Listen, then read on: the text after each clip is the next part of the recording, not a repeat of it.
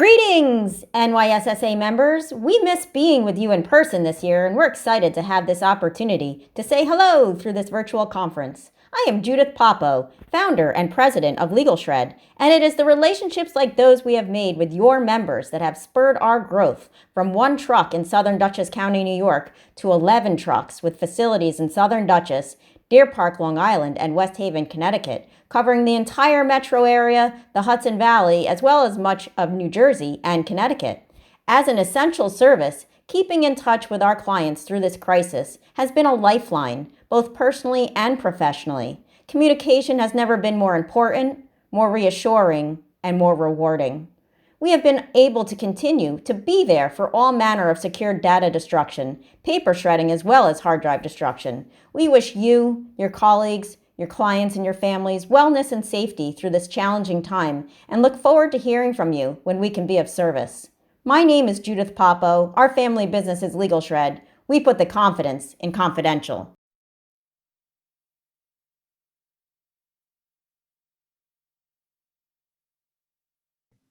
Good morning and welcome, everybody. We will begin shortly after a brief message from one of our sponsors, Storable.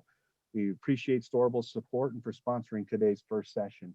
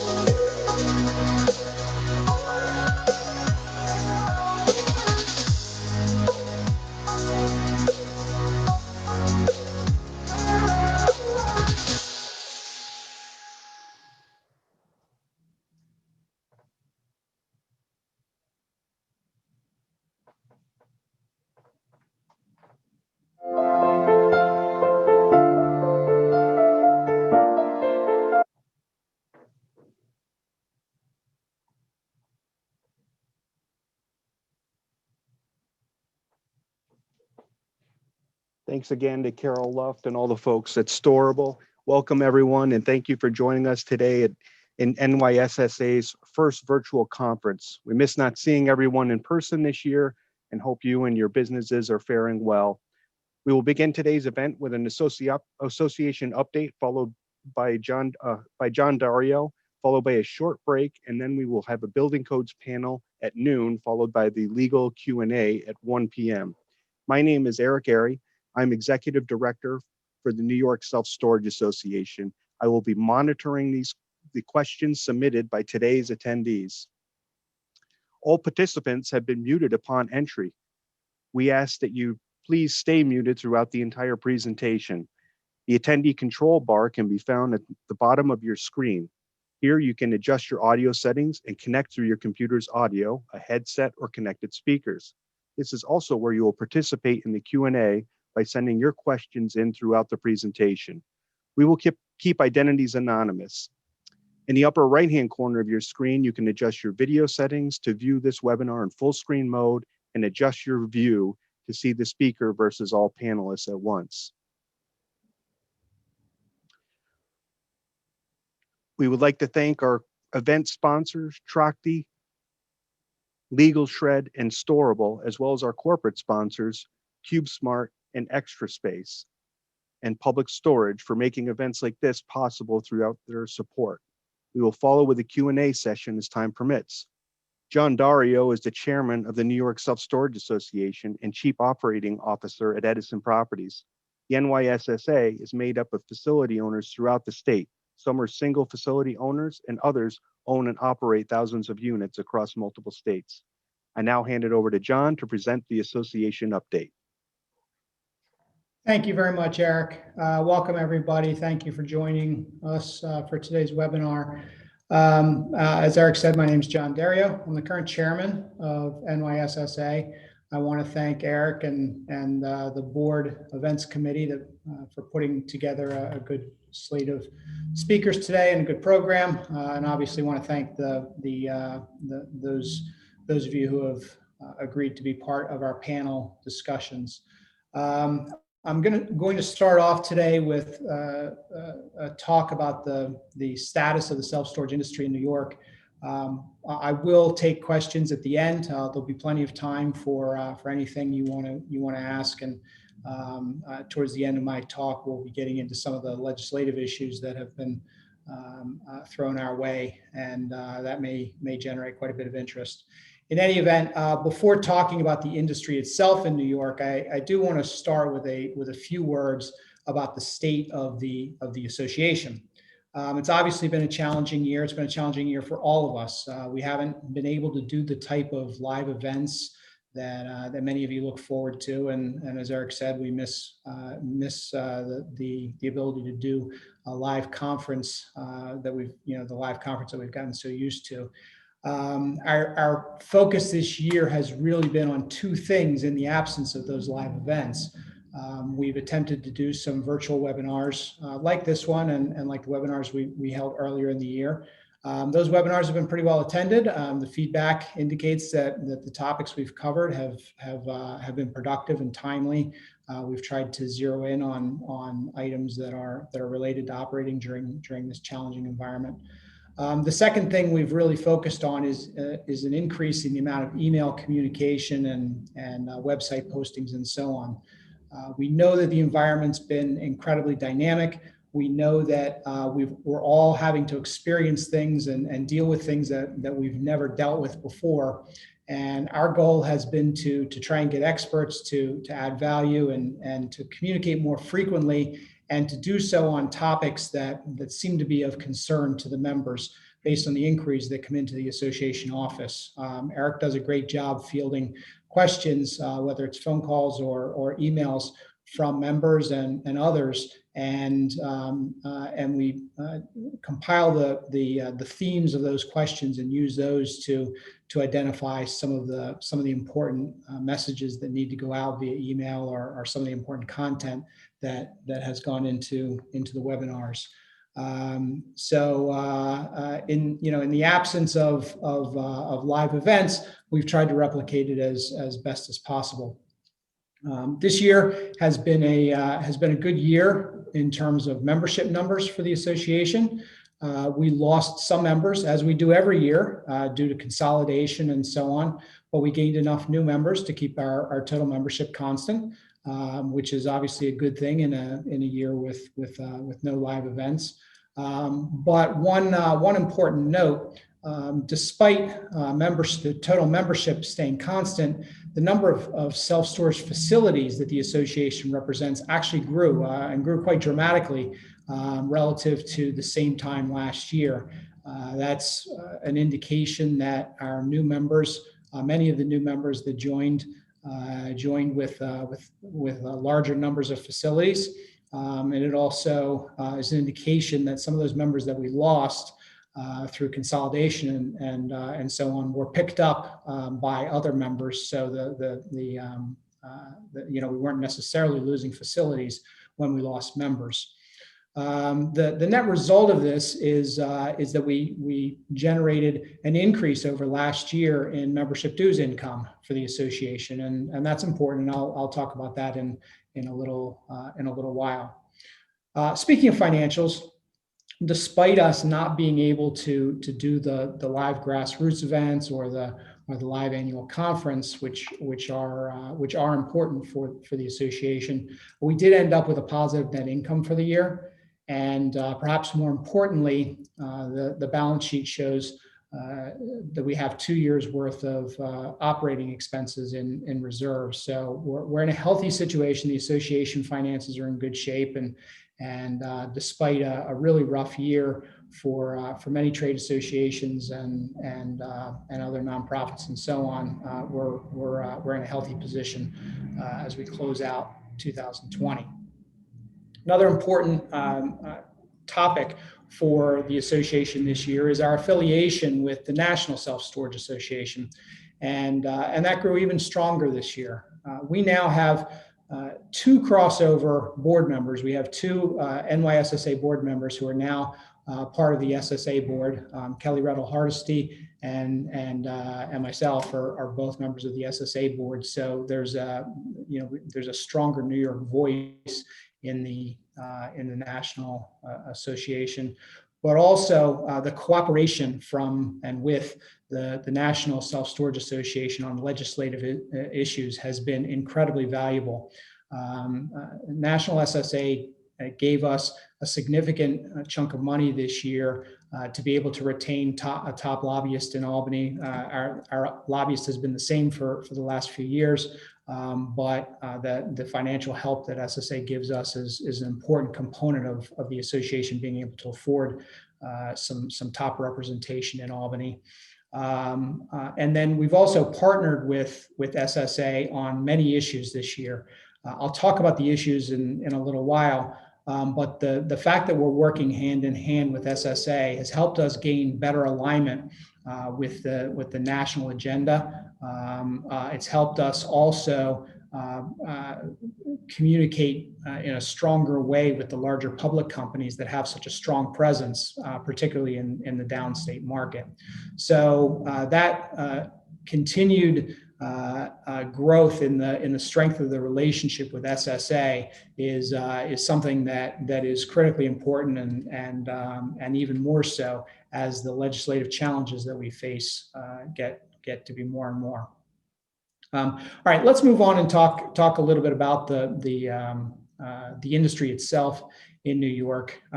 Operators, despite the pandemic, are reportedly doing very well in New York. Demand has been strong, and vacates have reportedly been low, and so the net result is that occupancies have run high through most of the state throughout this year. The state's also experienced a lot of new development, particularly in the New York City metro area. In fact, some reports have the New York City metro area as the top market in the country in terms of the number of new projects in the pipeline relative to the number of existing projects. Of course, that could mean good things or bad things, depending on whether you're one of those developers with new stuff in the pipeline, or you're an operator of existing facilities that will be impacted by new supply in the market. But either way you look at it, it's a sign that the industry is doing well, and that growth of the industry in the state is healthy. And even if you've got some negative feelings about increased supply in the market, that's a relatively temporary impact. And the reality is that the more self-storage becomes a part of people's lives, the better it is for all of us as owners and operators. That said, not everybody is incredibly happy about self-storage doing well in New York. Specifically, we've seen some increase in some negative press coverage about the industry, and we've seen some increase in the anti-industry legislation. Let me talk about the press stuff first. Many of you may have seen some articles that were originally reported in an online outlet called The City, but then replicated in some other places. The articles were about the auctions of property of people who have been financially impacted by the pandemic. There were a couple of negative articles written by the same reporter. She published a follow-up just a couple of days ago. The original articles were quite negative about the industry and self-storage operators taking advantage of people who are down on their luck. And the last article, we were able to participate with with the reporter in getting a couple of comments in. I have to say that the report was a bit more balanced, though in our opinion, it still doesn't paint the full picture that we all know and live with on a daily basis. That said, it is a battle we'll continue to face, I think, in terms of the press coverage. The press coverage, this most recent press coverage, actually led directly to a wave of new legislation that targets self-storage. There was some anti-industry legislation earlier in the year as well. There's really two main issues on the legislative front that we have been battling, and I want to highlight. The first cropped up early in the spring during the budget season. The New York City rent abatement program for industrial and commercial development was changed in the New York City budget, and it cut out self-storage development from that abatement program. Self-storage was the only industry that was cut out of the abatement program, and it was done completely in the dark of night. It was a secret change that was not publicized, and it was right during the beginning stages of the COVID-19 shutdown. So it wasn't something that was publicly debated, and it certainly caught us all by surprise. We believe it was a completely unfair swipe at the self-storage industry. And unfortunately, it unfairly cut projects that were already in the pipeline. In other words, it put a stipulation in, a requirement in for building permits to be acquired in a very short period of time, an unreasonably short period of time. And that made it impossible for some projects that had been financed and arranged with an expectation of receiving the rent abatement. It made it impossible for them to actually qualify for the abatement. We feel it was a totally unwarranted act. We expressed it through our lobbyist, and there was even a lawsuit, a major lawsuit by one major developer. The lawsuit failed, and so far we've been unsuccessful in getting this overturned. That said, we were successful, or our lobbyist was successful in getting some sympathy for our point of view, and it's perhaps too little, too late. But there was an acknowledgement from government officials that the manner in which the change was made was did not fully consider the needs of developers with projects in the pipeline, and there was there were at least a couple of lawmakers who agreed to put a bill into the legislature to amend the budget rule. Unfortunately, the legislature stopped meeting because of the pandemic restrictions, and the bill has yet to be officially introduced and debated. So we're still pending any successful action on this rent abatement issue. The second big focus from a legislative standpoint that has been affecting us is the legislative action that's been taken to establish moratoriums on self-storage auctions during the pandemic. There's one bill in particular that's been introduced in both the Senate and the Assembly, and this bill would put a complete moratorium on auctions for the entire pandemic period, plus 1 year after the state of emergency ends. We're actively engaged right now with the sponsors of the bill in both the Senate and the Assembly. We're also engaged with the governor's office.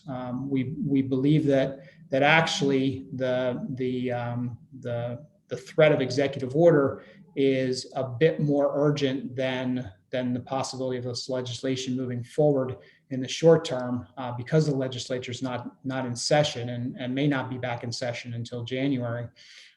We believe that there will be some pressure on the governor's office to issue such a directive through executive order. So we're working closely with the governor's office to try and influence the language.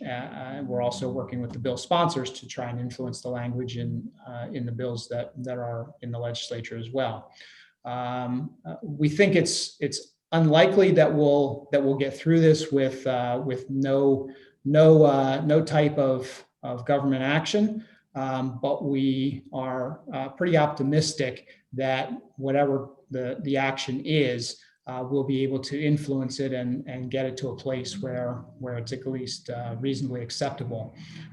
The bottom line is that with moratoriums on commercial and residential evictions, the feeling is that self-storage kind of slipped between the cracks and between the definitions of commercial and residential real estate, and that it is a self-storage is a industry that needs to be dealt with separately. Hence these efforts at some new legislation.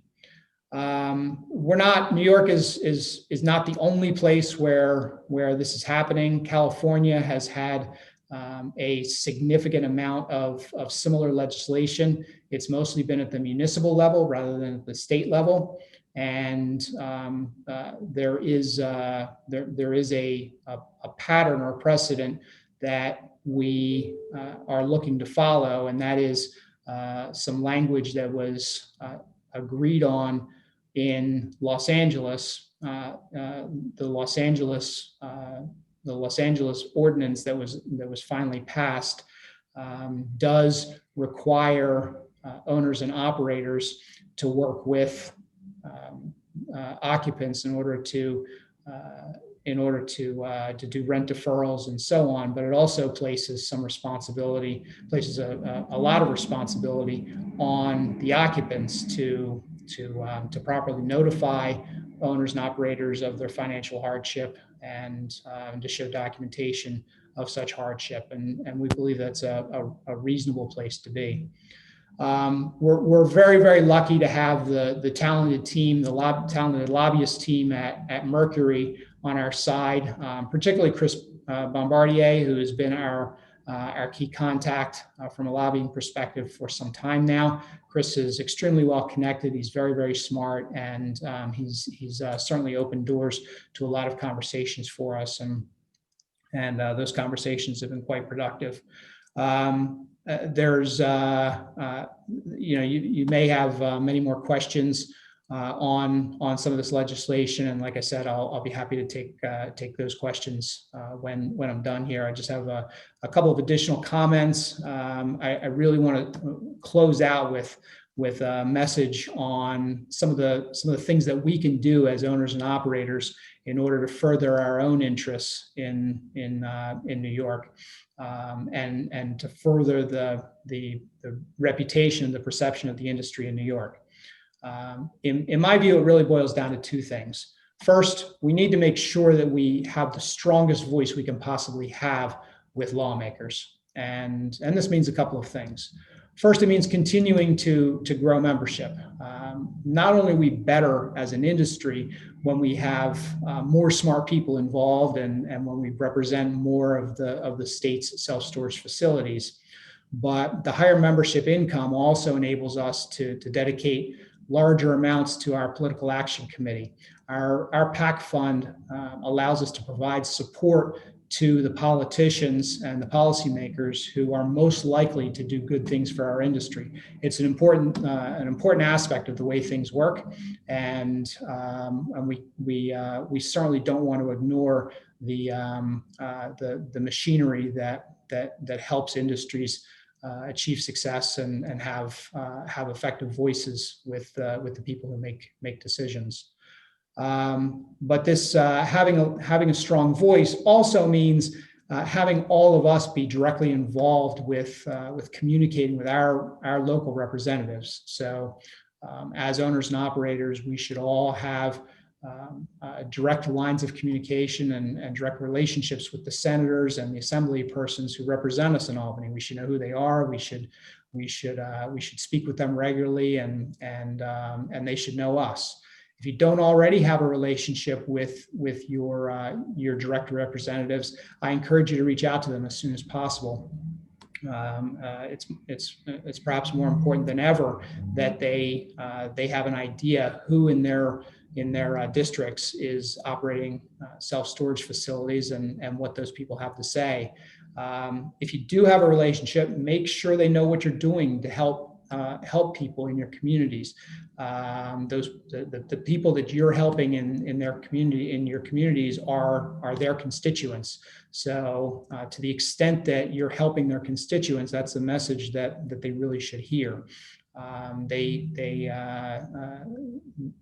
They want to know that self-storage is supporting the small business owners in their districts. They want to know that the people in their districts who need self-storage to facilitate their daily life are using the self-storage facilities in an effective way, and they're always eager to have business owners in their districts reach out and join forces on some of their pet initiatives.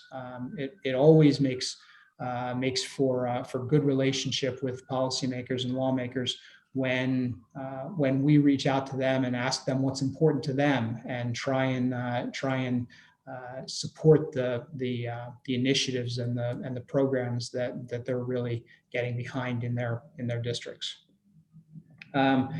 That leads to the second thing that we can do. The second thing that we can do to ensure we continue to improve the strength of our voice is simply to be leaders at doing good things in our communities. That means in getting involved in community programs. I spoke, just a second ago about the getting involved in community programs that are important to the elected officials. But there's also some big value in getting behind some of the programs that we do as an industry. For example, NYSSA this year, for the second year now, is partnering with Toys for Tots. If you haven't jumped on the opportunity to be part of this industry-wide initiative, and it's an initiative that does great things for families in all of our areas, I certainly encourage you to do so now. It's an easy way to make a big difference for families in need. And this year, more than ever, there's a lot of families in need, and it would certainly be a great message to be part of the industry-wide initiative to be involved with Toys for Tots. It also includes doing the right thing for customers, just as a part of our business. Some of the negative press has portrayed self-storage as an industry that kind of kicks people when they're down by selling their precious personal belongings when they run into financial hardship and can't pay their self-storage monthly rent. We all know that's not how we operate. We all know that we're not the evil people who are looking to sell people's personal belongings, and we all know that that auctions don't generate some bountiful amount of profits to self-storage operators. It's just not the way it works. But we know that not everybody else does. So we want to be part of the solution. We want to make sure that we are doing the right things proactively, voluntarily, not because there's legislation requiring us to do it, but because it's the right thing to do. And so I'm challenging all of us as operators to sign up for what I'm calling the Self-Storage Pandemic Relief Pledge. That pledge is as follows, and I'm going to read this, and we'll have it posted on our website, and we'll send it out sometime after this webinar as well. But the Self-Storage Pandemic Relief Pledge is as follows. As operators of self-storage facilities in New York State, we pledge to work hard during the holiday time period to find fair and reasonable alternatives to statutory lien enforcement procedures for customers who are experiencing severe financial hardship as a result of the COVID-19 pandemic. Specifically, we will suspend lien enforcement action, i.e. auctions, in December for any customer who notifies us in writing that they are unable to make payment because of pandemic-related financial hardship. And we will work in January with all pandemic-related financial hardship customers who remain in contact with self-storage facility management to find mutually agreeable alternatives to lien enforcement. Alternatives may include temporary rent deferral, rent payment plans, or partial or complete rent abatement in exchange for the customer vacating the storage unit. We acknowledge that this pledge is not a legal contract and that it may not be possible to arrive at mutually agreeable terms with every customer. Our intention is to serve our community by assisting those who have been most financially impacted by the pandemic and the consequences it has had on our economy. In making this pledge, we hope to be part of a solution during this traditional season of giving. So look, it's not a binding thing. It's not something that anybody is going to follow up on.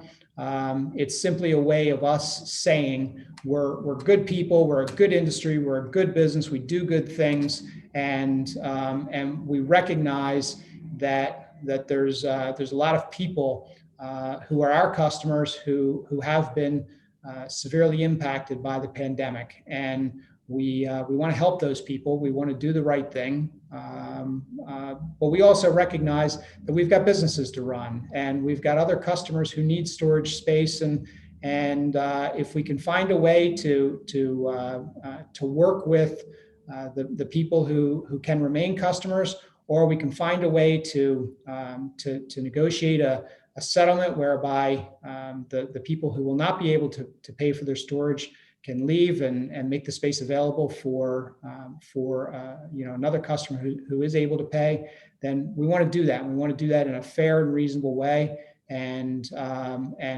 we don't want to be part of the reason people are facing extreme financial hardship.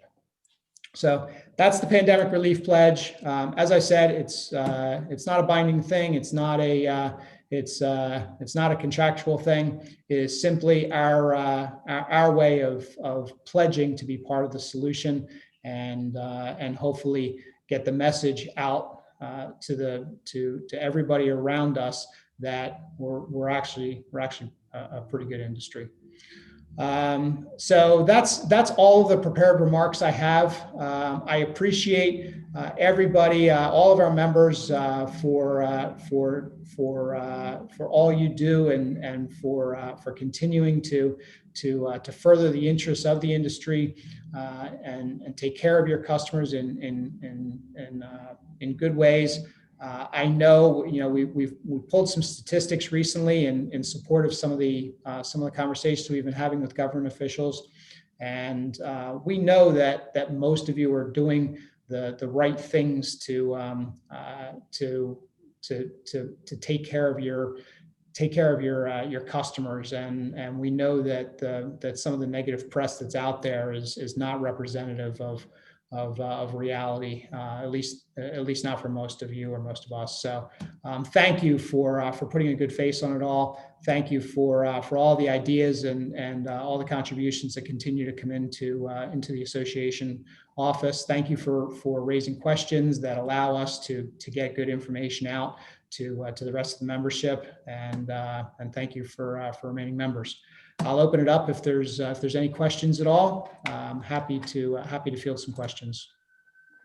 I don't see any questions in the queue, John, but thank you very much for the comprehensive update. As mentioned, we will post a pandemic relief pledge on our website for everyone's review and encourage our operators to take part in making the pledge. A recording of this session will be posted on our website next week. We appreciate everybody joining today. This just kicks off our virtual event. We will have a short break to give us some time to assemble our first session, and we'll reconvene at noontime for our building codes panel. Thank you very much. Thanks again, John. Thank you, Eric.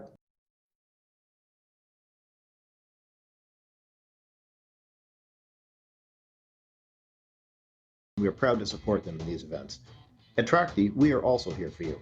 We manufacture steel buildings, portable micro units, and materials for conversion units. Founded in 1901, we are employee-owned. We handle building design, building fabrication, and installation. Trachte's buildings offer a number of advantages.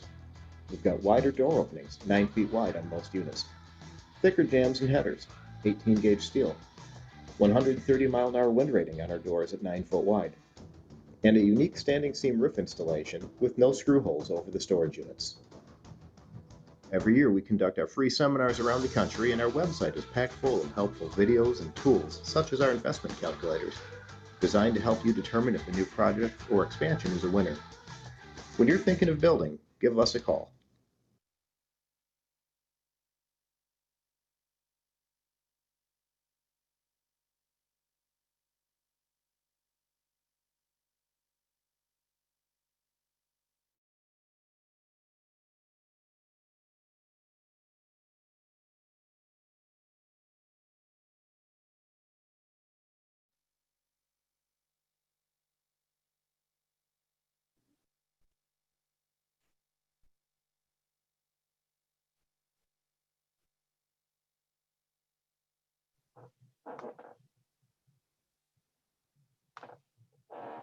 Thanks again to Mike Larson and Steve Ajewski at Trachte.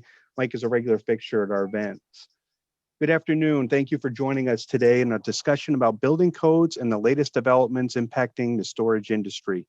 My name is Eric Airy. I'm Executive Director of the New York Self-Storage Association.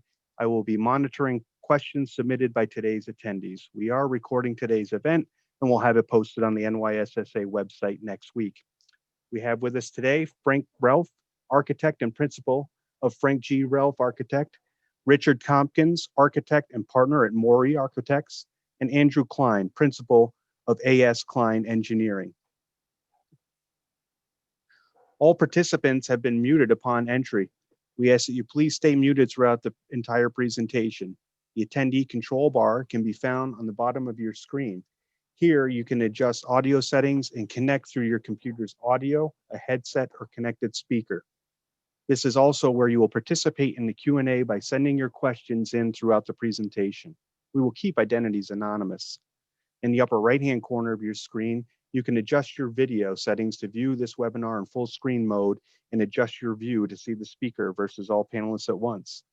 We would like to thank our event sponsors, Legal Shred, Trachte, and Storable, as well as our corporate partners, CubeSmart, Extra Space, and Public Storage for making events like this possible through their support. We will follow with a Q&A session as time permits. Thank you for all coming to this webinar. We have a short period of time, only about 45 minutes. We are all concerned about COVID-19 and its impact on the self-storage industry.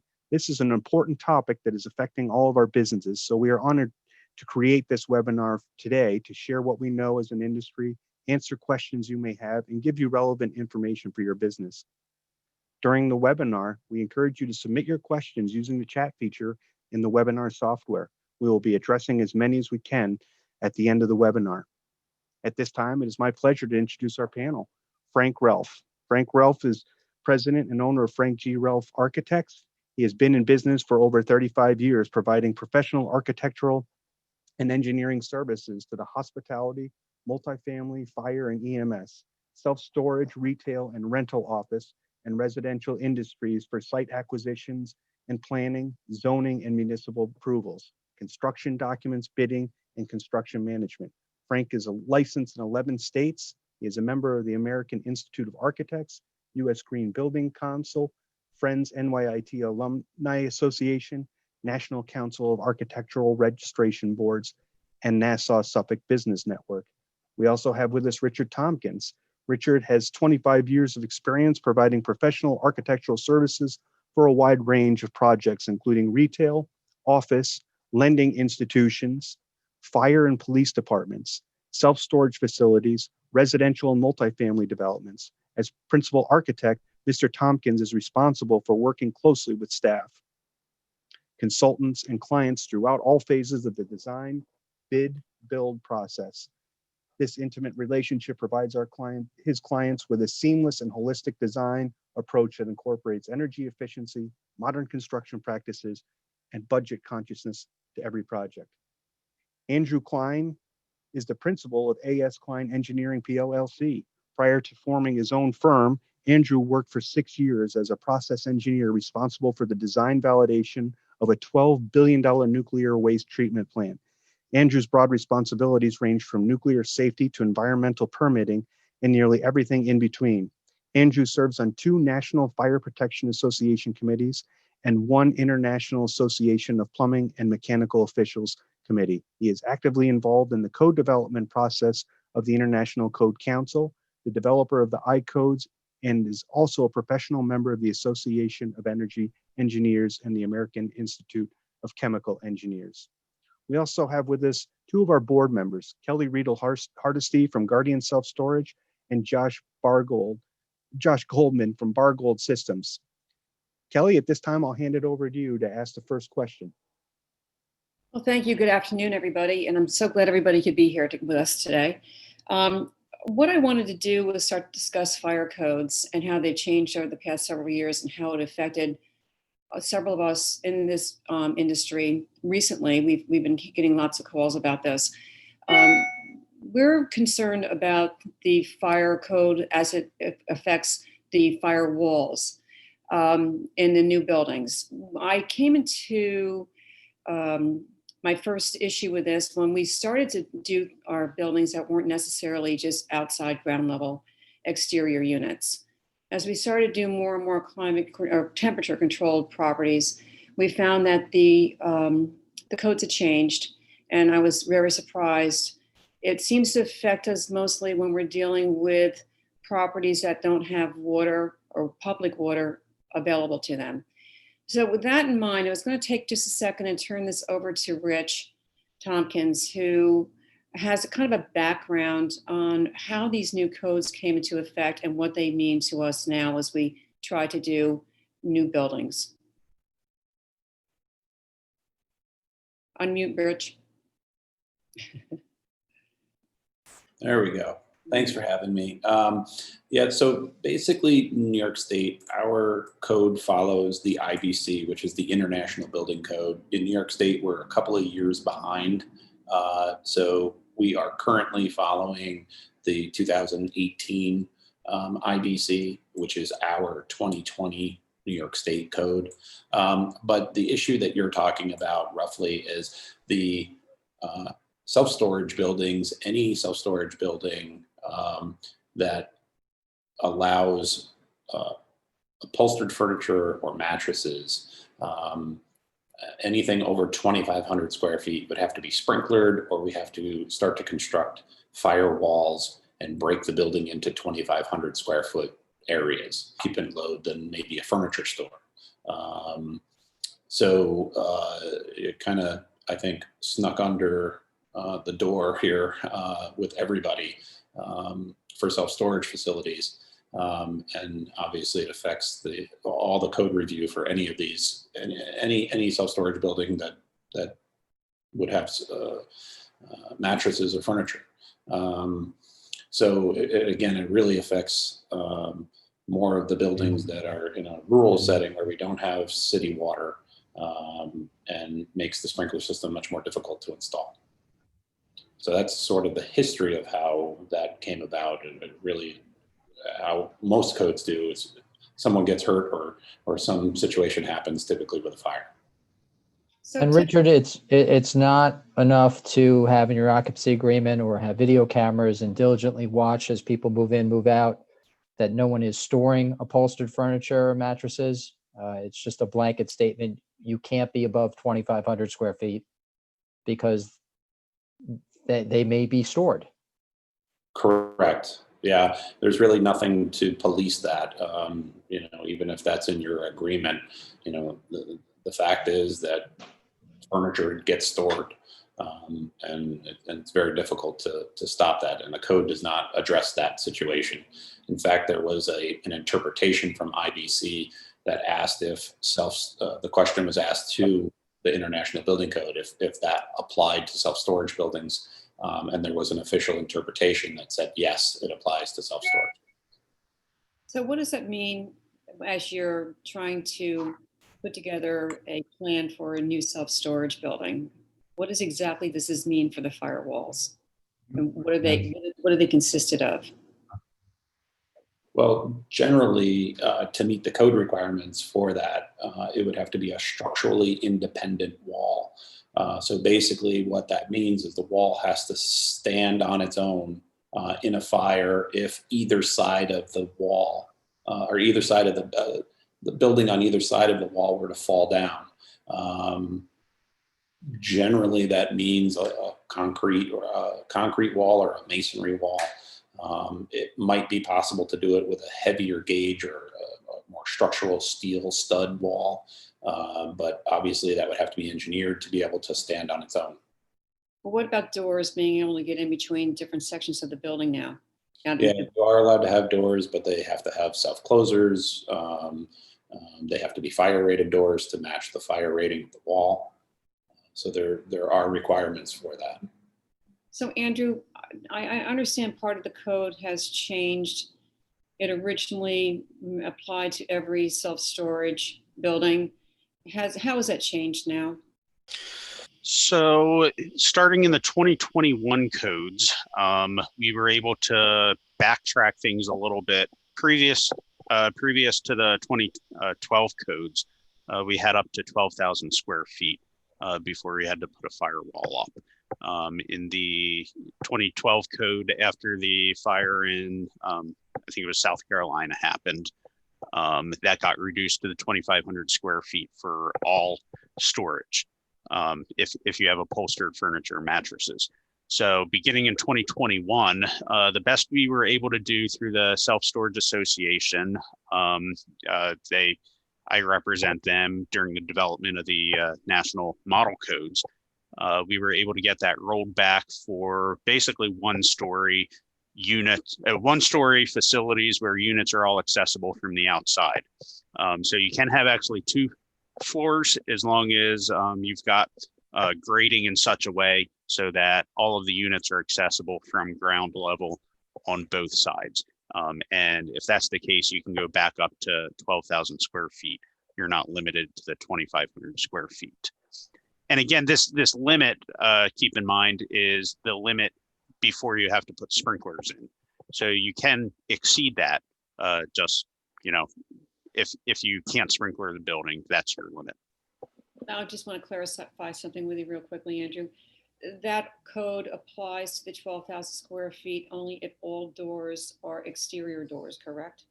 That changes if you have interior doors. You can have interior doors as well, as long as you also have exterior doors. I've never seen that. That's a caveat, but yes, for basically, if you've got interior corridors, you're back down to the 2,500 square feet. Correct. So that is where this becomes an issue with upstate owners mostly because we don't have access in many cases to a public water system. So if we're trying to incorporate a temperature controlled property where we have a lot of interior doors, this is where it becomes an issue. And this is the issue that we ran into with trying to build that kind of a business model. Now, Frank, you just unmute yourself for a minute. We were We had spoken at one point too about folks that are trying to put a sprinkler system in where they don't have access to a public water system. And I know a lot of this has got to do with folks that are still maybe in northern Westchester or other areas where they have a smaller property they're trying to build on, and they want to put a sprinkler system in order to get 2 or 3 stories in. You want to talk to us about that for a minute? Do you want to talk for a minute about pressure tests and all those type of things, even if you do have water? Pressure test. Can I get this for a second? Pressure test for water. So pressure test for the water is typically done through the utility company, where you can call in, or sometimes there's an independent service that could verify the water pressure. Okay, so then what does a dry system look like, and why would you use a dry system?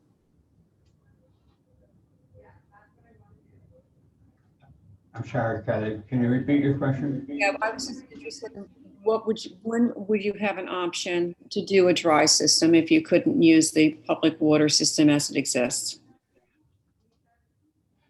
If there's no public water, you may be required to do a holding tank. Thank you. So So Britt, Kelly, if I can answer that just very quickly. So the dry system, that will be if you've got a non-conditioned space to keep things from freezing. So with a dry system, you wouldn't have the water right there at the sprinkler head, ready to come out should the sprinkler head pop. You've got air pressure built up to keep the water back where it won't freeze. That's what the dry system means, that you've got the air in there instead of water to keep it from freezing. well, one of the things we had looked at doing was actually putting tanks under the ground, creating our own system too. Rich, do you want to address that? Because I know we looked into that a little bit, and it was just not cost effective for us. Yeah, again, because of the storage facility, you have a large amount of water that would be required for that type of system in an NFPA 13 system. And, again, it's almost building, again, underground somehow, and it would have to be deep enough so that the water doesn't freeze, and the pipes would have to be deep enough so the water doesn't freeze. Or it has to be in its own building that is heated. Again, that could provide, the water to another building or other buildings. But it does get quite expensive and costly to have tanks and a fire pump and a building, and or dig them deep and dig the tanks deep enough so that they don't freeze. There are also some other codes that we get concerned about with the interior hallways. What were the requirements for exits and hallways, and what is exactly the door that you'd have to use at this point if you had to do the 2,400 square foot hot firewall? Well, the number of exits and the distance to those exits sort of depend a little bit on the building layout. There are certain requirements for distances to exits and number of exits depending on the number of people. The firewalls, obviously, if you have interior corridors, the firewalls would have to have some sort of doors in them to allow you to get from one side to the other. There may be one exit in one side of that 2,500 square feet and a second exit on the other side of that firewall. So you'd have to, be able to provide passage to get to those exits. What is the length of the hallway before you have to provide a doorway? It varies a little bit. Yeah, so for a dead end corridor, I think is what you're asking. It is 30, I want to say 35 feet. I think 30 feet, Rich. Say that again, Frank. I believe it's 30 feet. Do you hear me clearly now? Yep, we can. I'm and then sorry. for a sprinkler building, Frank. But yeah, for non-sprinklered, it's 30 feet, and then you can increase it, I want to say, to 70 feet if you're sprinklered. And then we were talking about having to put cages over the fire sprinkler heads themselves. Is that required? So that's not required by NFPA 13, which is the sprinkler standard, which is what you follow. However, as you mentioned, some insurance companies may have you do that to prevent water damage if someone knocks into it. So what is the difference? How high up does the sprinkler head have to be in order to cover a certain amount of area? And when are you required to put one in each individual unit?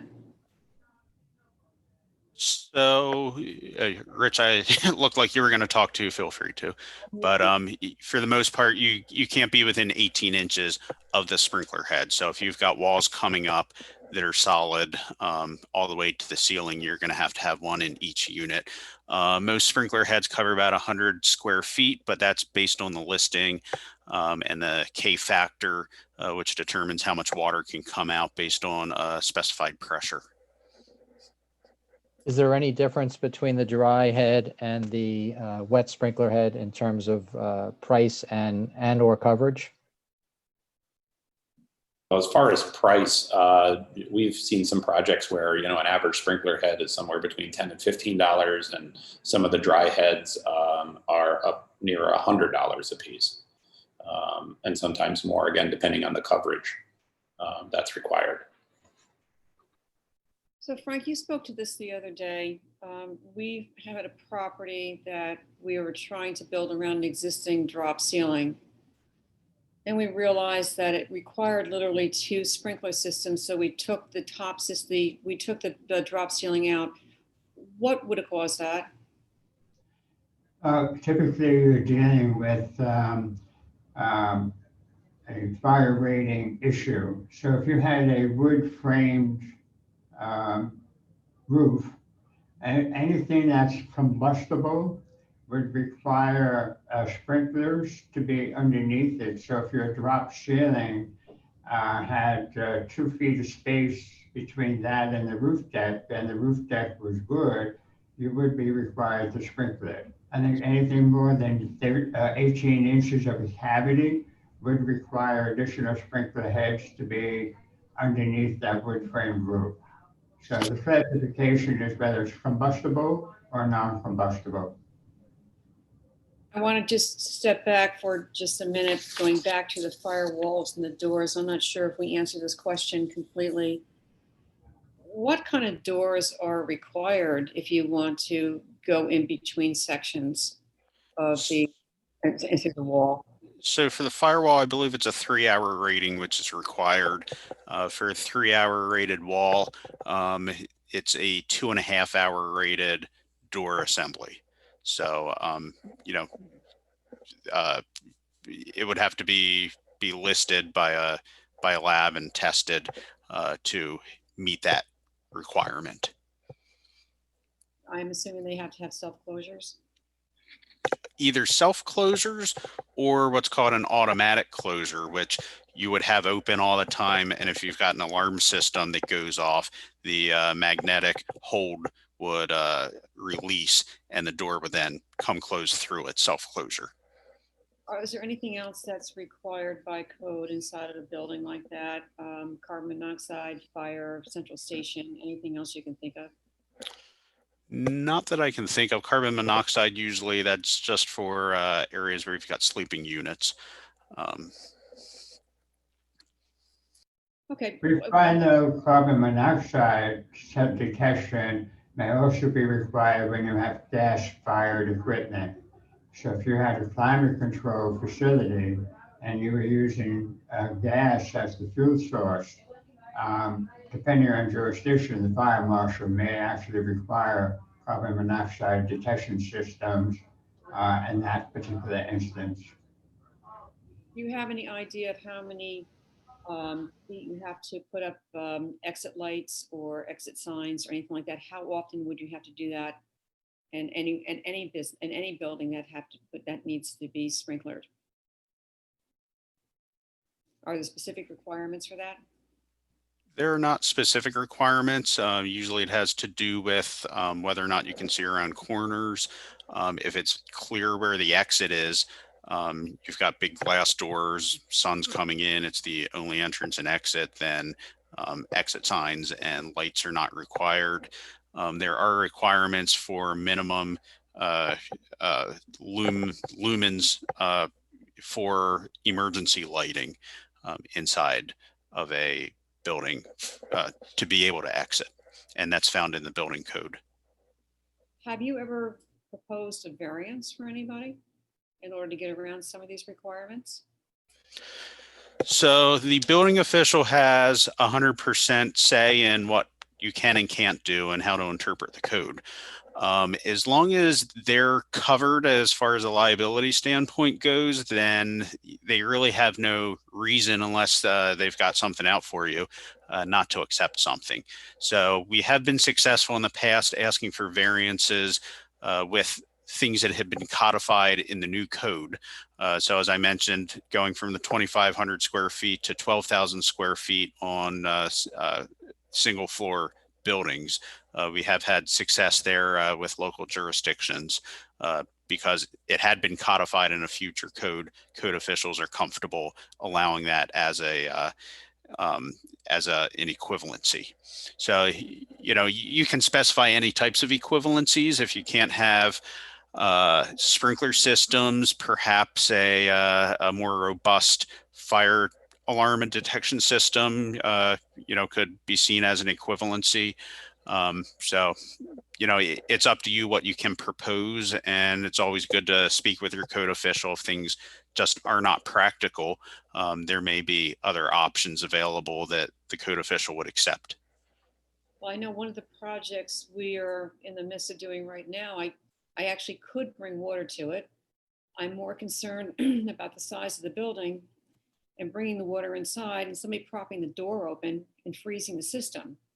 So this is one of the reasons like I feel that could be a possible variance for us. There's small buildings. Now, as far as the regular sprinkler systems go, what kind of annual maintenance and inspections does that require? So they require annual inspections and maintenance. I don't do maintenance. I can't go into much more detail. I don't know if anyone else can speak in more detail on that. Rich, Frank, are you familiar with any of the inspections? There is a yearly inspection, but again, I don't do those either, so I don't know exactly what's involved, but it is usually some sort of maintenance contract that you have with your sprinkler company, and they would come and do some tests on the system. I think some of the towns require an inspection for backflow preventers. In the instance of a cold building, is that where you'd want a dry system? Yeah, typically, again, a dry system is all the sprinkler pipes and all the sprinkler heads are installed in the building. It's just the pipes are not filled with water. So they're filled with air. So that system does require an air compressor to make sure that you keep the pressure and air in all of the lines. And then if there was a fire in a unit and that head does go off, all the air would come out of the system and then it would be followed by the water. So that would be the system because you don't have any water in the pipes themselves. So that does require some more maintenance and some more equipment. Sorry, Kelly. That's okay. Does anybody know about any of these codes being reviewed anytime soon? They seem a little ridiculous, actually. When you're talking to somebody or you're thinking about somebody being inside of even a hallway, even opening up a door to a 10 by 30, more than likely they're not in the back of a 10 by 30. If a fire alarm goes off or you smell fire, you're literally taking 5 or 10 steps to get to the hall and out. So it's not making any sense at all. Is there a lobbying group or anybody you know of that might be thinking about changing any of these codes? Because it's really overkill. So that's a great question, Kelly. The Self-Storage Association does have a codes and standards group that they've put together. As I mentioned, I represent them at the iCode development, NFPA code developments for NFPA 101, which is the life safety code, which affects buildings in about 13 states, mostly East Coast states. I believe New York has adopted NFPA 101. But yeah, we're always looking for new members. So, you guys are the experts as far as what works and what does not work. So you let me know. And then we try to work out ways to be able to change the code.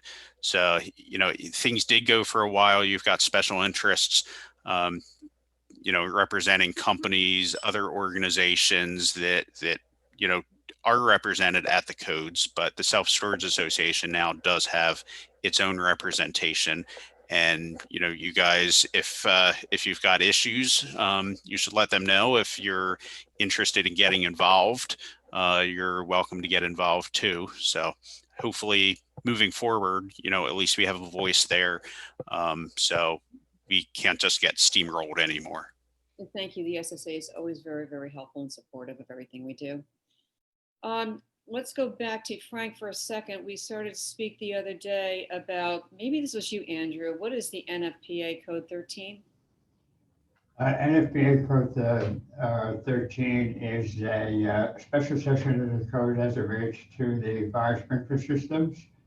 And it has, it's basically a New York State code, but it's also a national code.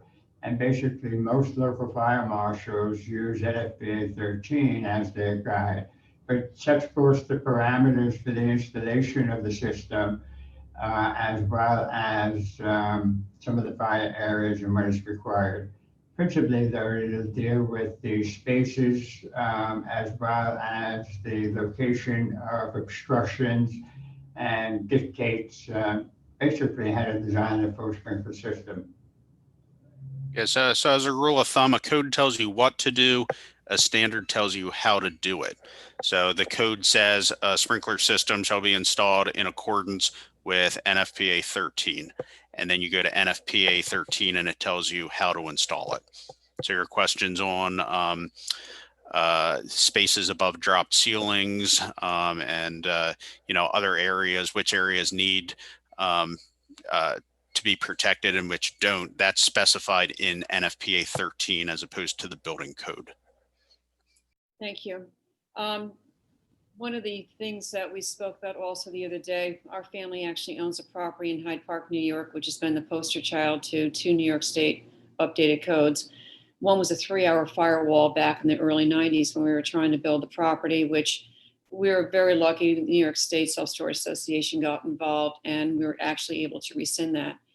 But the second thing that happened during an addition that we were doing was the ADA kicked in about ADA requirements, and they wanted every one of our units to be handicapped accessible. Can somebody tell us how that is? And we stepped in, the New York State Self-Storage Association stepped in, and we were able to get that changed. Can anybody speak to what those changes are right now and the requirements? Andrew, I'm counting on you. Alrighty. So yeah, I mean, we do need to follow the ADA. That's the Americans with Disabilities Act. That's developed by the Department of Justice and enforced by the Department of Justice. So you definitely want to make sure that you're compliant with that. But as far as accessible, every area needs to be what's considered accessible. There are requirements for getting there. As far as what an accessible unit is, specifying the width of the doorways, if you're if you do have a fire alarm system, you'd need strobe lights in there, because it's the in ADA unit. That's specified at, I want to say it's 2%. Richard and Frank, you may know It's better, 5%. but 5%. 5%, and it has to be of each size unit so that you're not restricting people. And then typically on a multi-story building, the accessible units need to be fairly close to the elevator area. Mm-hmm. Thank you. I think part of the way that got changed, at least for the upstate owners, was we're supposed to provide about 20% of our units as handicapped accessible. And we all know to provide every unit as handicapped accessible would have been impossible because the way they are built, they have the little step up because we need the lip in order to secure the water out of the unit. So it was very helpful, but what it cost us to do, we had to put some ramp up to some of the units. We also had to ramp some hallways so you get into the hallway to make them handicap accessible. The other thing, we got a couple more things just want to touch on here real quickly. Frank, we talked about the new energy codes and what that means to self-storage owners. Do you want to touch on that briefly? We're talking about the insulation in the walls. So for the insulation on the wall, what we had spoken about earlier, the energy code has become much more stringent than ever before. And what they require now, if it's a climate controlled facility, is a continuous insulation barrier at the perimeter wall. So if you have insulated metal panel, it pretty much does that job of not transferring any of the heat or cold through to the interior framing. So on buildings that are not insulated metal panel, and let's say it's a load-bearing wall system, you will need an insulation barrier underneath your metal siding to separate the framing construction from the exterior finish system. And it's become that much more difficult to accomplish in self-storage facilities than ever before, only because the testing requirements now are also more stringent. So whether you're upstate or downstate, we're still following the same energy code. As well as just the overall performance of the mechanical systems within the building as well. But the harder trick is really to have that continuous barrier at the perimeter wall. Hey, Rich, can you comment on that at all? Maybe some of the things we've done in some of our properties? Yeah, and again, with the climate controlled, it's not just the envelope, which is a big portion of it, but the mechanical systems are also required. There's more requirements on the mechanical systems as far as energy efficiencies. So and even lighting, a lot of people are using LED lighting now, which is helpful, but the HVAC equipment itself is also a little bit more robust to meet the energy codes. One last thing, Frank, which was very interesting that you brought up, was the green roofs in some of the areas in New York. You want to talk about that for a minute? Sure. Recently, in New York City proper, in the 5 boroughs, they have mandated that every single roof on a new building or a building that requires more than a 50% renovation has to be a green roof. And what they mean by a green roof, it could either be a vegetated roof, or it could be a roof that features photovoltaic panels to generate electricity. I would say that 100% of the time, for the projects that we've done in self-storage, photovoltaics has been the answer as opposed to the green roof, only because a green roof you typically will require more maintenance than the photovoltaic system. And depending upon what utility company serves your particular area, will make a big difference on the rate of return for photovoltaic systems. But here in New York, or in the 5 boroughs, it's primarily been photovoltaics over any other option. Thank you, Frank. We've just got a minute or two left. I know we have, I see we have a question here. Anybody else want to interject and throw anything else out there that maybe we haven't spoken about yet? Just like to add on about energy and green codes.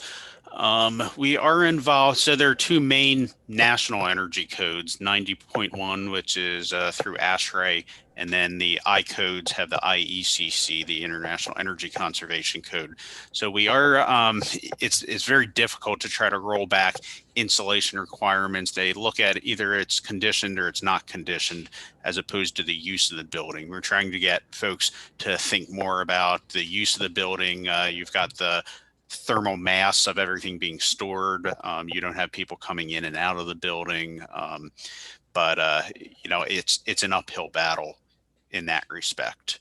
But yeah, if anyone's got interest in energy codes or green codes, which determine green roofs, for example, green codes really have to do with occupant comfort, which shouldn't affect self-storage facilities too much, just in the fact that people are not in them. But yeah, we're always looking for people's expertise. So don't be afraid to reach out. Eric, do we have any questions or answers out there? Questions to be asked? Yes, we do, Kelly. First question, where do you see future changes coming to building codes that could affect the self-storage developer? Is it in life safety, energy code requirements, ADA accessibility? Anybody comment on that? I mean, I guess I see it. The energy code is always changing, so that's probably the biggest one, and it's constantly changing. So that's the toughest. The other codes, it really depends. I mean, the 2,500 square foot came about because of a fire. So tomorrow there could be a fire and could change the codes again. And obviously we're a little behind on those changes, but there's always unforeseen things that could change. Yeah, we do have fire alarm systems which have been required now in storage facilities that are greater than 3 stories in height. So because we were involved, we were able to get that threshold put in, but that's been put into the 2021 code. They may, now that they have a footing, folks like Siemens and Tyco may try to reduce that threshold, but again, we'll be vigilant on that. Thank you very much, Richard and Andrew. If there's a concern about freezing, is there an option to fill the pipes with antifreeze? Yes, there are systems. You could do a glycol solution for a wet system, and it's been done, pretty often. When you have either a building that's partially climate controlled, and then the system may run through to other areas, or Kelly, like we were speaking earlier, where you have to maybe sprinkler above and below a ceiling. Instead of doing a dry system, you can have, let's say, the section that's above the ceiling could still be a wet system, and then it could be zoned differently, wherein that has a glycol-based solution to prevent freeze up. That eliminates the need for all of the compressors and other dry system components by virtue of the fact that you have a fully wet system and it's basically freeze proof because it's filled with glycol. Very good. Thank you, Frank. Can anybody lay out exactly what an ADA unit entails? Typically, you just have a few more handles or a rope to pull the door up or down if you're in a wheelchair, and the positioning of the handles is different. And then you would also, they would readjust the spring on the door system so that it operates a little bit easier than a standard door. And of course, labeling. But that's the primary difference of a ADA accessible unit versus a non-ADA accessible unit. Very good. Thank you. It's easier to open and close it. Understood. How about, is there any guidance on carbon monoxide detection and compliance? I'm not familiar. Yeah, there are no code requirements, like I said, other than sleeping units. But Frank, I think as you pointed out, anytime you've got combustion, you can have partial combustion, which is how carbon monoxide, full combustion, you have your carbon containing element and it turns into water and carbon dioxide. If you don't have enough oxygen, that's how you get carbon monoxide as a byproduct. Anytime you have a combustion unit inside of a space, it's a good idea to have carbon monoxide detectors. But yeah, as far as compliance goes, just for sleeping units. and dwelling units do you need them? I think that's more an issue of the local fire marshal. Some are more stringent than others. And if there was a fire as a result and a death as a result of carbon monoxide, they become very much sensitive to that issue and adjust their rules accordingly. And another follow-up question on the ADA compliance, where would the handle need to be for the unit to be ADA compliant?